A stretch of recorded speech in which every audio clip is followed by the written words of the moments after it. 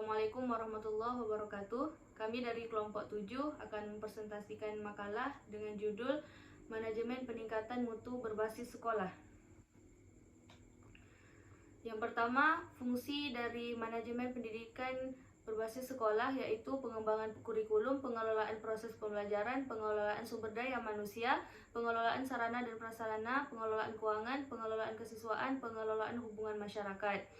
Kemudian tujuan dari manajemen peningkatan mutu pendidikan berbasis sekolah yaitu sekolah sebagai lembaga pendidikan yang lebih mengetahui kekuatan, kelemahan, peluang, dan ancaman bagi dirinya untuk kemudian dapat mengoptimalkan sumber daya yang tersedia untuk memajukan sekolah.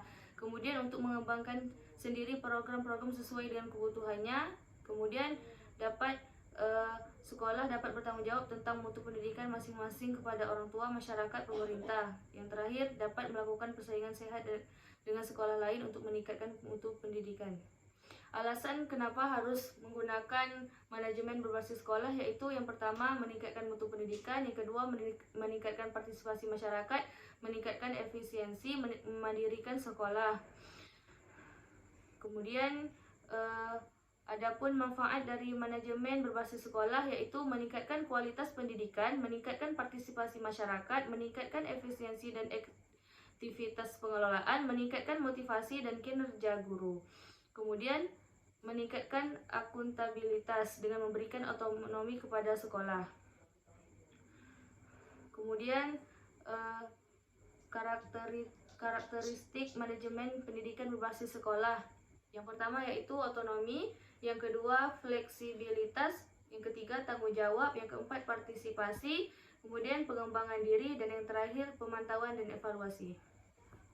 Selanjutnya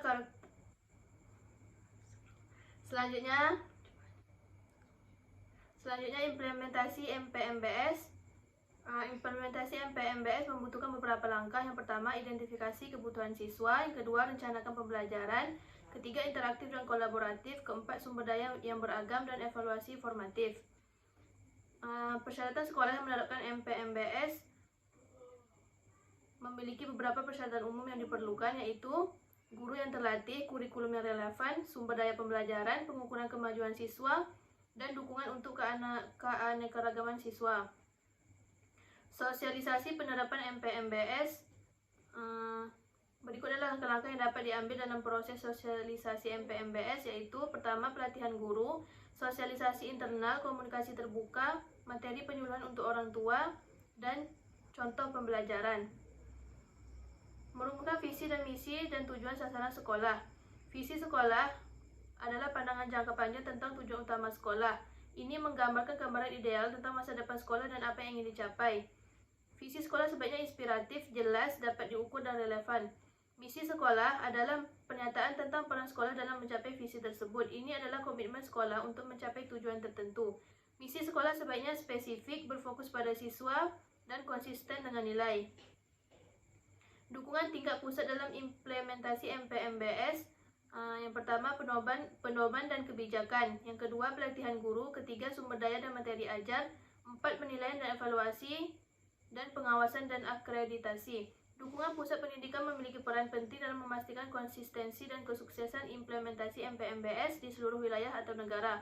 Ini memungkinkan sekolah untuk memiliki panduan yang jelas, akses ke sumber daya, dan dukungan yang diperlukan untuk memberikan pendidikan yang berfokus pada siswa.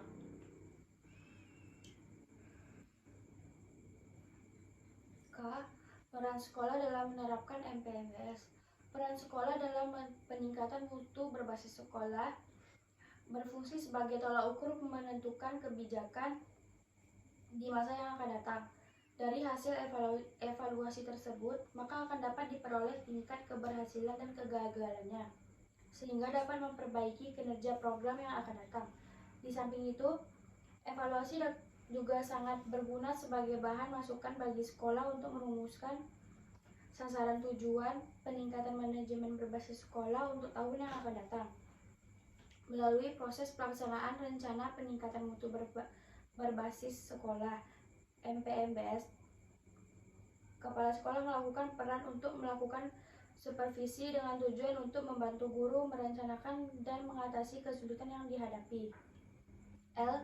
Peran orang tua, siswa, dan masyarakat dalam menerapkan MPMBS. Peran orang tua dan masyarakat tidak muncul dengan sendirinya, akan tetapi sebagai hasil tindakan dari kepala sekolah yang memegang kepemimpinan pendidikan di sekolah memiliki tugas pokok untuk mengelola dan menyelenggarakan pelayanan pendidikan yang baik bagi siswa. Dalam proses pelayanan pendidikan, kepala sekolah harus mampu melakukan koordinasi dan sinkronisasi dengan baik agar semua proses interaksi antara warga sekolah dengan orang tua siswa, komite sekolah, pengawas, dan birokrat pendidikan berlangsung dengan positif sehingga tujuan yang ditentukan pun tercapai. L. Peran orang tua. M. Peran komite sekolah, majelis sekolah dalam menerapkan MPMBS, yaitu membantu meningkatkan kelancaran penyelenggaraan kegiatan belajar mengajar di sekolah baik sarana, prasarana maupun teknis pendidikan. Melakukan pembinaan sikap dan perilaku siswa, membantu usaha pemantapan sekolah dalam mewujudkan pembinaan dan pengembangan ketakwaan terhadap Tuhan Yang Maha Esa, pendidikan demokrasi sejak dini, kehidupan berbangsa dan bernegara, pendidikan pendahuluan bela negara, keterampilan dan kewirausahaan, kesegaran jasmani dan berolahraga. Mencari sumber pendanaan untuk membantu siswa yang tidak mampu. Melakukan penilaian sekolah untuk pengembangan pelaksanaan kurikulum baik intrakurikuler maupun ekstrakurikuler. N. Beberapa hambatan dalam penerapan MPMBS.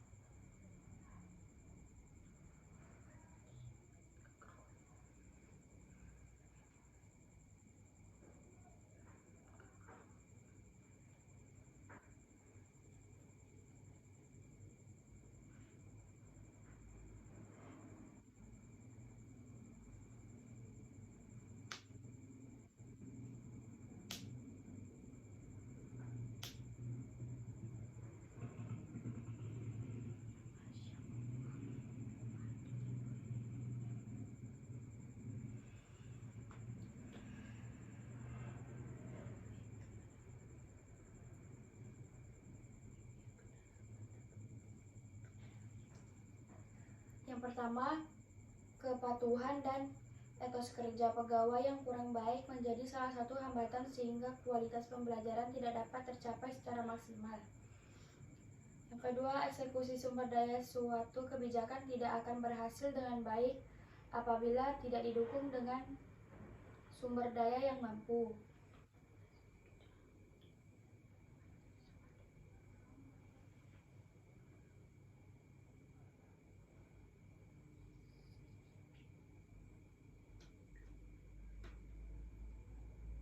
Beberapa saran bagi sekolah yang akan menerapkan MPMBS.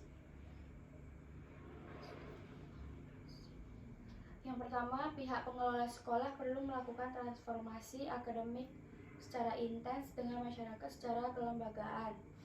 Yang kedua, dalam upaya untuk meningkatkan kinerja guru agar menjadi lebih profesional. Yang ketiga, lebih memberikan peluang lebih nyata kepada warga masyarakat dalam komite sekolah untuk lebih optimal dalam melaksanakan tugas dan fungsinya, baik secara teknis maupun secara konseptual. Yang keempat, hendaknya dalam meningkatkan efisiensi MBS, analisis serta pengkajian data dan informasi perlu dilakukan secara terus-menerus. Baiklah, sekian presentasi dari kelompok kami. Apabila ada kesalahan dan kekurangan mohon dimaafkan. Wabillahi taufiq wal hidayah. Wassalamualaikum warahmatullahi wabarakatuh.